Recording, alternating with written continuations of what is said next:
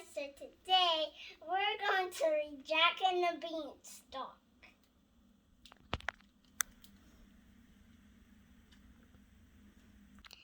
Jack and the Beanstalk. Jack and the Beanstalk. Jack was lively young boy who lived with his mother in a tiny little cottage in the country. Jack and his mother were very poor. They had a straw on the floor and many panes of glass in their windows were broken. The only thing of value that was left was a cow. One day, Jack's mother called him in the garden where he was chopping logs for their stove. "You will have to take Daisy the cow to the market and sell her," she said sadly.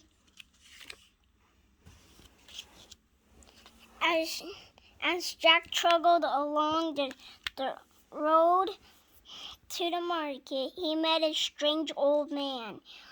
"Where are you taking that fine milking cow?" asked the man. To the market, sir," replied Jack, "to sell her." "If you want to sell her to me," said the man, "I'll give you these beans. They are magic. They're special magic beans. You won't regret it, I promise." When Jack heard the word magic, he became very excited. He quickly swapped for the cow for the beans and ran all the way home.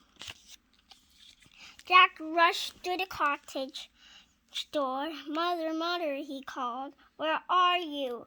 "Why is you home so soon?" asked Jack's mother, coming down the stairs. "How much did you get the cow?" "I got these," said Jack, holding out his hand. They're magic beans." "What?" shook his mother. You sold our cow for a handful of beans? You silly boy, come here." Angrily, she snatched the beans from Jack's hand and flung them out of the window into the garden. Jack was sent to bed with no supper that night. The next morning, Jack rumbled stomach woke him up early. His room was strangely dark. As he got dressed, he glanced out his window, and what he saw, he took his breath away. Overnight, a beanstalk had sprung up in the garden. Its trunk was almost as thick as Jack's cottage. Its top was so tall it disappeared into the clouds. Jack yelled with excitement and rushed outside. As he began to climb the beanstalk with his mother stood at the bottom, begged for him to come back down. At last, tired and very hungry, Jack reached the top. He found himself in a strange land full of clouds. He could see something glinting in the distance. He began walking towards it. He eventually came biggest castle he ever seen. Maybe he could find some food in there. He crept under the front door and ran straight into the enormous foot. What was that? Boomed female.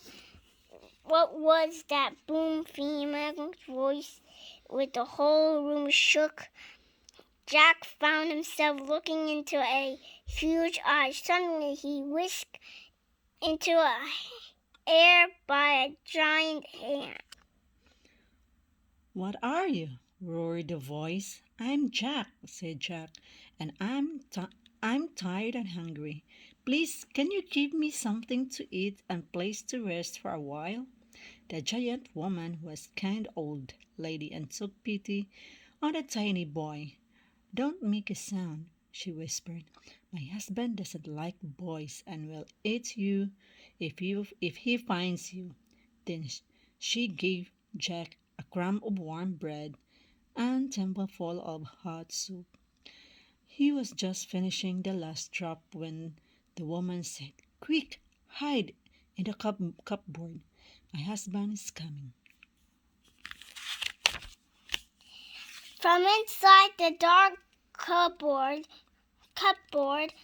Jack could hear of thundering footsteps and deep voice below. "Fee, fi, fo, fum. I smell the blood of an Englishman. He is alive or be he dead. He grinned his bones to make my bread." Jack peeped through the knot hole in the cupboard. He saw a huge giant stand beside the table. "Wife," shouted the giant, "I can smell a boy inside the house." "Nonsense, dear," said the giant's wife smoothly. "All you can smell is this lovely dinner I have made for you. Now sit down and eat." When the giant had gobbled up his dinner and a huge bowl of pudding, he shouted, "Wife, bring me my gold. I wish to count it." Jack saw the giant wife bring out several enormous sacks of coins. The giant picked one up and tipped out a cascade of gold into the tabletop. Then Jack watched as the giant counted the coins one by one. The giant began to stack them up in piles as he worked. After a while, he started to yawn, and not long after, Jack saw that he had fallen asleep. Soon he heard very loud snoring. "It's time I made a move," Jack said himself, and quick as flash, he leapt out of the cupboard, grabbed the sack of gold, slid down the table leg, and ran for the door. But the giant's wife heard him. "Stop, thief!" she screamed at the top of her voice, which woke her husband. He jumped up in a hurry and ran after Jack, shouting loudly, "Come back!" Jack ran until he came to the top of the beanstalk. Then, with the giant still after him, he scrambled down as fast as he could. "Mother!" he called as he got closer to the ground. "Mother, get the axe!"